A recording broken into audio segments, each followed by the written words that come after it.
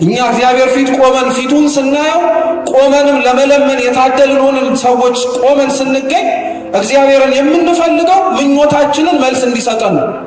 ተአምራቱን ፈልጎ የመጣው ሰው ደግሞ ወይንም ደግሞ እግዚአብሔር ካለበት ችግር ነፃ እንዲያደርገው የመጣው ሰው ደግሞ ሌላ ምክንያት ይዞ የገባው ክፉ ነገር ለማድረግ ብሎ የመጣው ሰው ደግሞ መጠቀሚያው ያደርገው።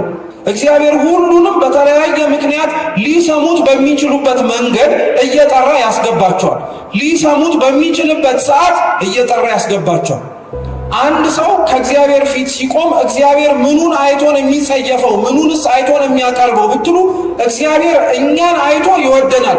ስራችንን ክፋታችንን አይቶ ደግሞ ላይሰማን ወይንም ደግሞ ላይቀርበን ይችላል። ዛሬ እኛ ቆመን ክፉ አደረጉ ብለን የነገርናቸውን ወንድም እህቶቻችንን እኮ ነገ እነሱ ቦታ ላይ ላለመቆማችን ዋስትናችን ምንድን? ስራችን መቼም እንደማትሉ እርግጠኛ ነኝ፣ ቸርነቱ ካልሆነ በቀር። እውነት እንነጋገር ከተባለ እግዚአብሔር ሊሰጠን ከሚችለው ነገር ራሱ እግዚአብሔር ይበልጣል አይበልጥም? ይበልጣል እኮ። እግዚአብሔር የሰጠን ነገር እኮ ሊወሰድ ይችላል። እግዚአብሔር ከኛ ጋር ካለ ማን ሊወስደው ይችላል? ማንም እኮ አይወስደው። ማንም ሊነጥቀን አይችልም። ሰው እኛን ሲያየን ሊያየን የሚችለው ድክመታችንን ነው።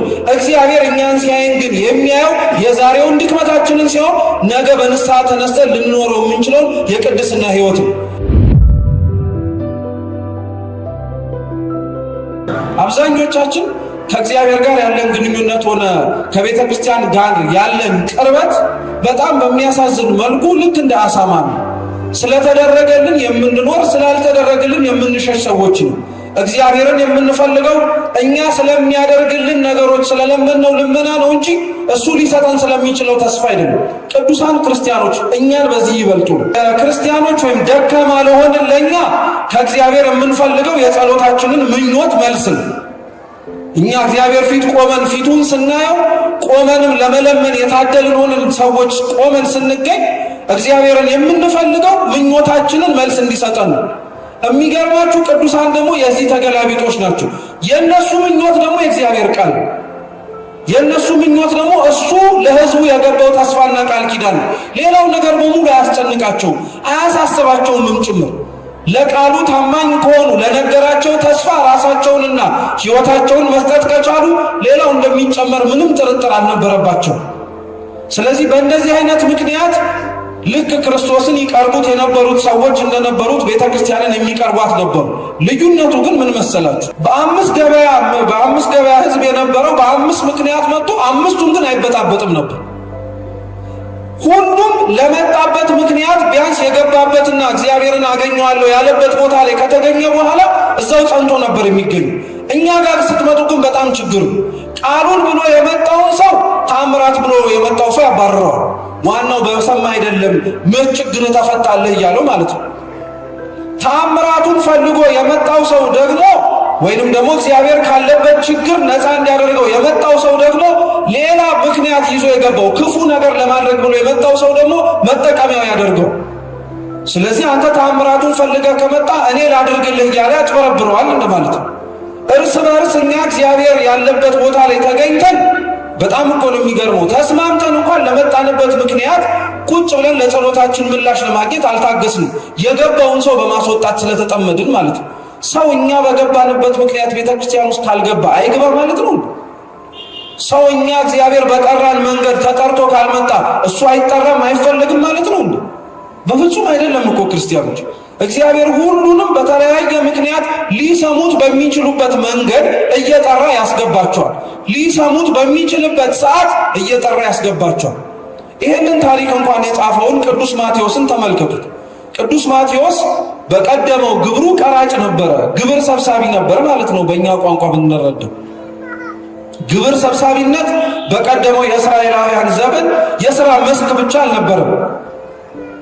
ስራውን የሚሰሩት ሰዎች ኃጢአተኞች ነበሩ ነው ተብሎ የሚወሰንባቸው። ለምን? አንደኛ እነዚህ ሕዝብ ቀረጥ የሚሰበስቡት ገንዘብ አምጡ ብለው ከሕዝቡ የሚቀበሉት ቀኝ ገዛቸው ለነበሩት ለሮማውያን ገንዘቡን ለመስጠት ነው። ስለዚህ ሕዝቡ ይጠላቸዋል። ከኛ ጉሮሮ ቀምተው ገንዘቡን ለሚገዙን ሰዎች ግን ይሰጣሉ ብለው ምክንያት ስለነበራቸው። ሁለተኛ ቀራጮች ይጣሉበት የነበረው ምክንያት ደግሞ ምንድነው? ለሚገዛቸው ገንዘብ መሰብሰብ አንድ ነገር ነው። እነሱም ግን ለኪሳቸው የሚፈልጉት ገንዘብ ስለነበረ ሰብስቡ ከተባሉት ቀረጥ በላይ እየጨመሩ ህዝቡን ይሰርቁት ነበር። በሌላ አገላለጽ ሌባ ነበሩ ማለት ነው።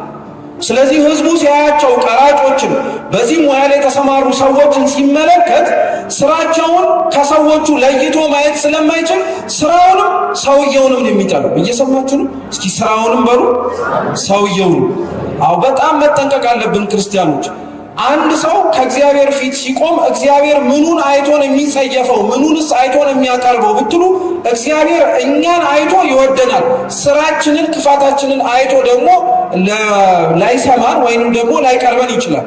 ይህንኑ አገላለጽ ቅዱስ ባስልዮስ ዘቂሳርያ አርዮስ ለተወገዘበት ጊዜ ላይ ተጠቅሞታል። አርዮስን ክህደቱን የሰማው ቅዱስ ባስልዮስ ዘቂሳርያ እንዲህ ብሎ ተናግሯል ይባላል። አርዮስ ሆይ እወድሃለሁ፣ ክህደትን ግን እጠላዋለሁ። ሰውነቱ የእግዚአብሔር አርአያ ስለሆነ በአምሳሉ የተፈጠረ ፍጥረት ስለሆነ ያንን ልጠላው አልችልም፣ ስራህን ግን እጠላዋለሁ። አሁን እኛ ጋር ግን ስትመጡ ስራቸውን መጥላታችን ሲያንስን ግለሰቦቹን የምንጠላው ማን ሆነን ነው? እኛም እኮ ራሳችን እኮ እግዚአብሔር ከላይ አይቶን ከላይ ታዝቦን ሊያዝንብን የሚችል ብዙ ነገር የሌለ ይመስላችኋል ክርስቲያኖች? አው በጣም ቅጥነተ ሕሊና ይጠይቃል። አብዛኞቻችን ግን ድክመት ስላለብን ክፉ ያረገን ሰው ከነ ክፋቱ ሰውየውንም ነው የምንጠላው። ከዛ ክፋት ይላቀቃል የሚል ተስፋ የለንም። ማንም እኮ የቆመ ቢመስለው እንዲያወርቅ ይጠንቀቃ የለ የሚለው መጽሐፍ እንዲሁ ዛሬ እኛ ቆመን ክፉ አደረጉ ብለን የነገርናቸውን ወንድም እህቶቻችንን እኮ ነገ እነሱ ቦታ ላይ ላለመቆማችን ዋስትናችን ምንድን? ስራችን መቼም እንደማትሉ እርግጠኛ ነኝ፣ ቸርነቱ ካልሆነ በቀር። እኛማ ዛሬ በሰራንበት እኮ ነገ ደግሞ ተኮንነን እንገኛለን። ሩቅ ባትሄዱ ራሱ አረ በአፋችን አምላኬ ብለን የምንጠራውን ጌታችንን በስራችን በየቀኑ ዘውትር አይደለም የምንክደው። ስለዚህ ማቴዎስ በዚህ ምክንያት ሰዎች በሙሉ የሚጠሉት የሚጸየፉት የማያቀርቡት ሰው ነበረ። ክርስቶስስ ቀረጥ ይሰበስብበት ወደ ነበረበት ቦታ ተጠጋና ተከተለኝ አለ። ማቴዎስን ያለ ባለገንዘብ ክርስቶስን አሸንፎት እንዲከተለው ያደረገው ረጅም ስብከት አልነበረም። ለጠቢብ አንዲት ቃል ትበቃዋለች እንዲል መጽሐፍ ተከተለኝ የምትለው ብቻ ነው ይበቃ። እግዚአብሔር እውነት ለእኛ ተከተለኝ ከሚለው ውጪ ብዙ ስብከት አልሰበከንም፣ ብዙ ጊዜ አልተናገረን። አይገርማችሁ? ያልሰማነው ትምህርት ስላለ አይደለም አሁንም ድረስ ልባችን አልሸነፍ ያለው ለእግዚአብሔር። እስካሁን ድረስ ልባችን አልሸነፍ ያለው ለእግዚአብሔር ስለማንፈልገው ጥቅመኞች ብቻ ስለሆንን የምንፈልገው እግዚአብሔርን የሚያስፈልገን ነገር ከሱ እንዳለ ስለምናውቅ ብቻ ነው እንጂ እሱን ብቻውን ራሱን ፈልገን አይደለም። እንደው አያድርገውና ክርስቲያኖች እግዚአብሔር ሊሰጣችሁ የሚችለው ነገር በሙሉ ምኞታችን በሙሉ በአንድ ክንፍ ባዶውን ደግሞ እግዚአብሔር ራቆቱን በአንድ ክንፍ ቢሆን ማንን የምንመርጠው? እግዚአብሔር ሊሰጠንን የሚችለውን ልንመርጥ እንችላለን እንጂ ራቆቱን ብቻውን የቀረበውን እግዚአብሔርንማ አንፈልገው። እይታችን ለዓይናችን ግቡ የሆነውን ለዓይናችን ሙሉ የሆነውን ነገር ብቻ ነው የምንፈልገው። ይሄ ድዊነታችን፣ ይሄ በሽታችን አምላካችን ጋር ያለው ግንኙነት ራሱ ጋር ዘልቆ ገብቷል። እግዚአብሔርን የምንፈልገው ሊሰጠን ስለሚችለው ነገር ነው እንጂ እሱን ራሱን ብቻ አንፈልገው። ግን እኮ ሞኝ ስለሆንን የዋህ ስለሆንን ስላልተረዳ ነው እንጂ ክርስቲያኖች እውነት እንነጋገር ከተባለ እግዚአብሔር ሊሰጠን ከሚችለው ነገር ራሱ እግዚአብሔር ይበልጣል አይበልጥም? ይበልጣል እኮ። እግዚአብሔር የሰጠን ነገር እኮ ሊወሰድ ይችላል። እግዚአብሔር ከኛ ጋር ካለ ማን ሊወስደው ይችላል? ማንም እኮ አይወስደው። ማንም ሊነጥቀን አይችልም።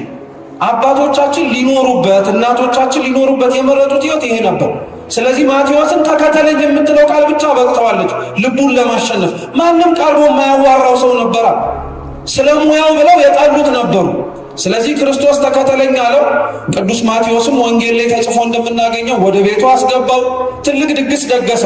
ከዛ በኋላ ሁሉን ነገር ትቶ ክርስቶስን ነው መከተል የጀመረው።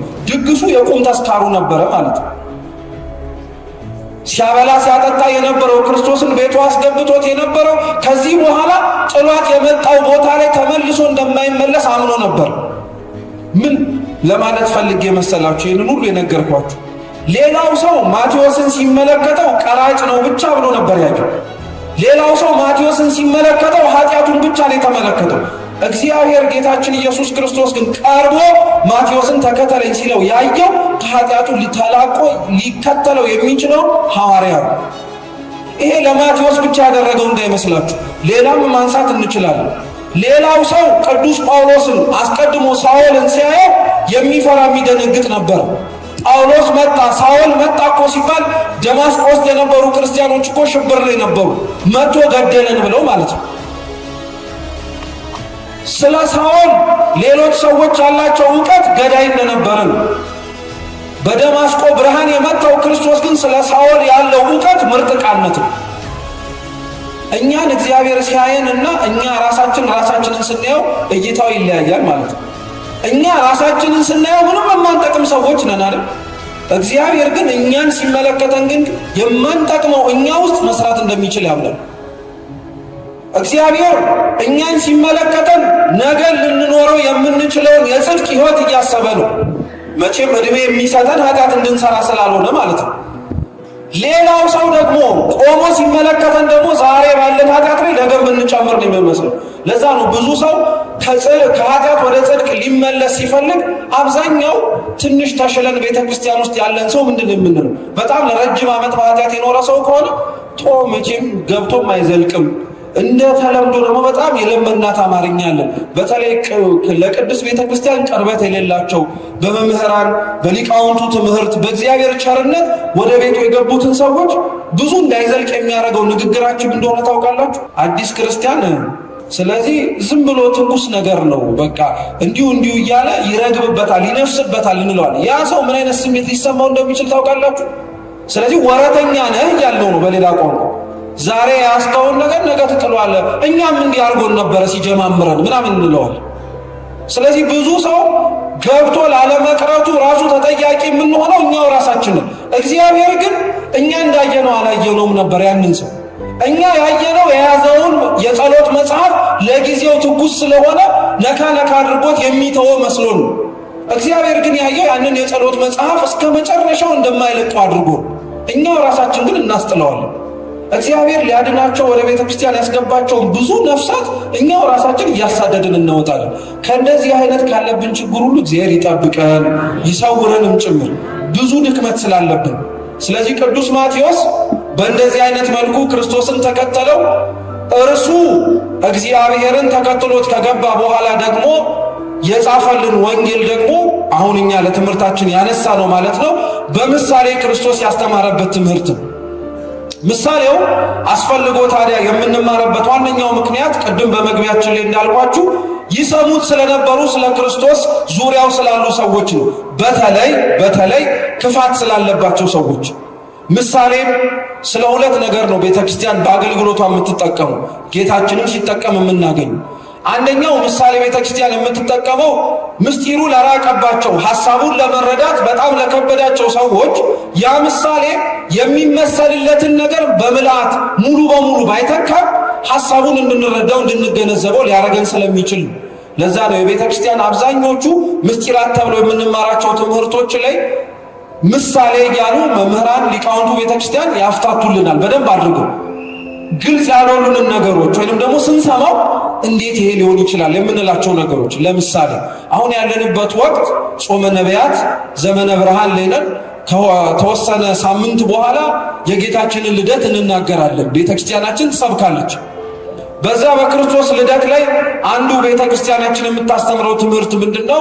አካላዊ ቃል ጌታችን ኢየሱስ ክርስቶስ እንዴት ሰው ሆነ ተብሎ ሲጠየቅ ከሚመለሱት ምላሾች መካከል አንዱ ከላይ ሳይጎድል ከታች ሳይጨመር። አሁን ይሄንን የኛ አእምሮ ሊረዳው ላይችል ይችላል። እንዴት ብትሉ የኛ አእምሮ ያለው ግንዛቤ ስለ አንድ ነገር በአንድ ቦታ መኖርና በአንድ ቦታ መገኘት፣ አንድ አካል ያለው ውስን የሆነ ሰው አንድ ቦታ ላይ ሲገኝ ሌላ ቦታ ላይ መገኘት አይችልም። ምሳሌ እናንተ እዚህ ስላላችሁ እኛ ሁላችን እዚህ ስላለን ቤታችን መኖር እንችላለን አሁን በዚህ ቅጽበት። ስለዚህ እዚህ ስንኖር እዚህ ተጨምረናል። ቤታችን ግን ምን አድርገናል ማለት ነው? ጎለናል ማለት ነው። ቤታችን ስንሆን ደግሞ ቤታችን ተጨምረን እዚህ ስላልተገኘን ደግሞ በዚህ ምን አድርገናል እንባላለን? ጎለናል ይባላል። የሰው አካል ውስንነት አለውና አንድ ቦታ ላይ ሲሆን ሌላ ቦታ ላይ ላይሆን ይችላል። ስለዚህ እንዴት ነው እግዚአብሔር በላይ ሳይጎድል በታችም ሳይጨመር ሰው ሆነ ሲባል እንደኛ ለመረዳት ከሞከር ነው ልንረዳው አንችልም።